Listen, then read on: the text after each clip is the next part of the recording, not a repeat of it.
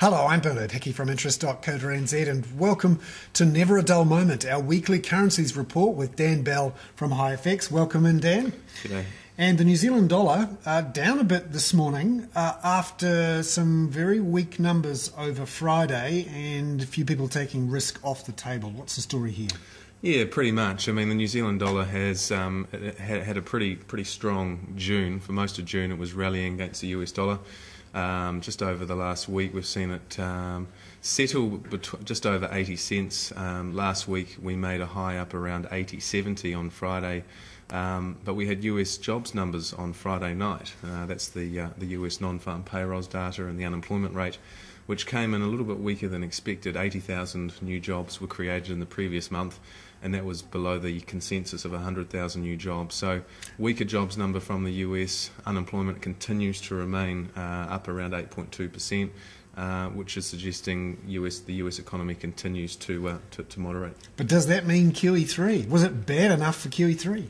Yeah, well, that's the thing, and I mean the whole sort of perverse nature of markets these days, and the way we interpret weaker numbers from the US is if they're really, really bad, then that stirs the expectations that we're going to get another round of money printing from the US Fed, which in fact would be positive for risk assets and positive for the New Zealand dollar. But in fact, the job number on Friday was weaker than expected, but not bad enough that all the QE3 hopefuls out there could start looking at more money printing. And in fact, the New Zealand dollar came under some selling pressure on Friday night, dropping from around 80.50 on Friday all the way down to around 79.5, which is where we are at the moment.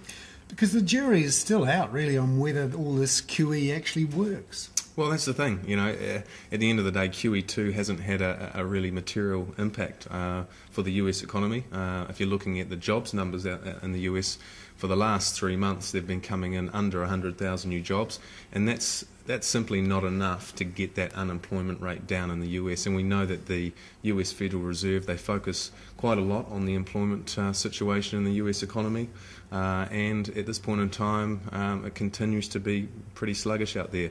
The US manufacturing data last week coming in at a 3-year low as well, so showing that the US economy continues to struggle.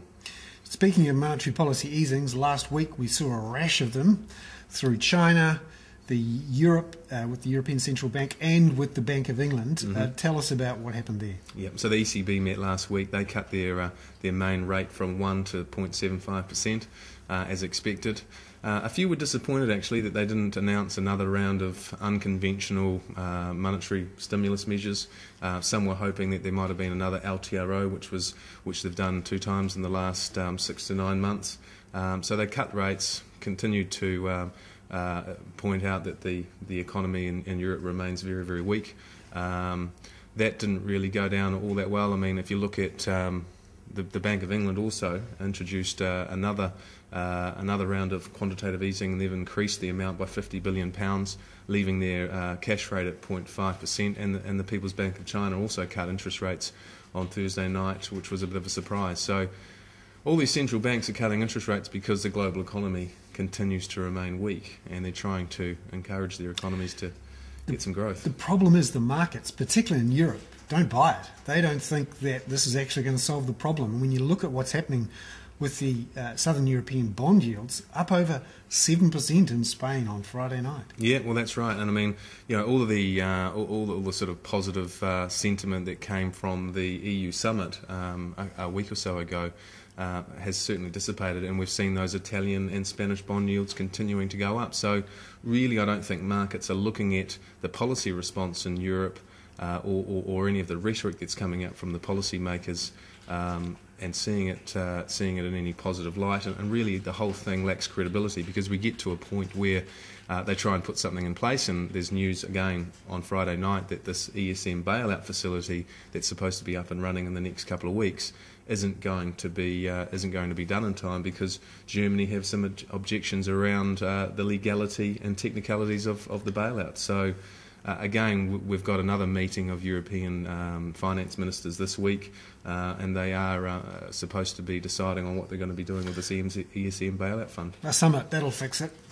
yeah, another summit.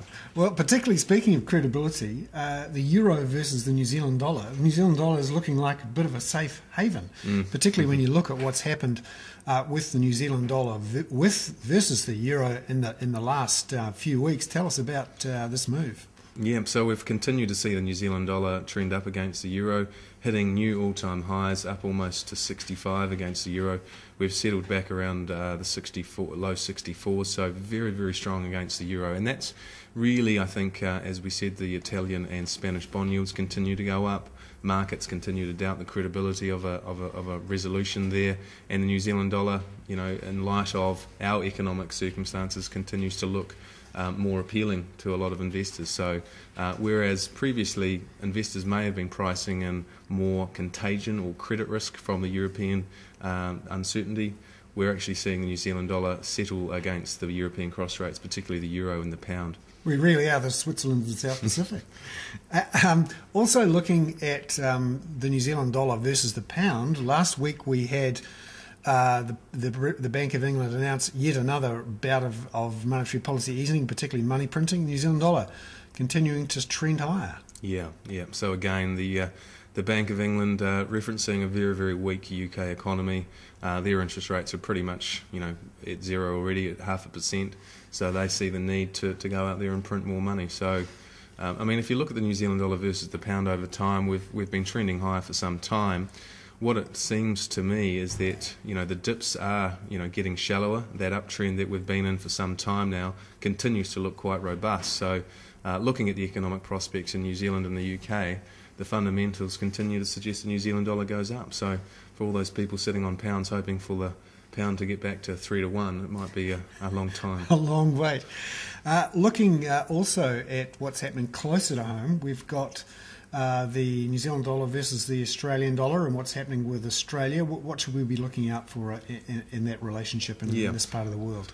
So the Reserve Bank of Australia met last week. They left interest rates on hold. Now they have been easing interest rates over the last few months, and the market continues to price in further interest rate cuts from Australia. Although in their statement last week they were probably not as dovish and downbeat as the market was expecting. They referenced the fact that they have cut interest rates significantly in the last few months. So it may well be that they're going to sit on the fence for a while and see what the rate cuts do for their economy. We're going to get a better idea of how the Australian economy is doing this Thursday when they release their labour force data, and recent numbers out of Australia have actually been quite robust. So it seems to me that the New Zealand dollar may have topped out against the Australian dollar for now. Recent highs have been up around 78.50. We're sitting back around 78, and likelihood that we may well continue to drift off against the Aussie dollar. And the other big news to come out in this part of the world this week will be Chinese GDP figures.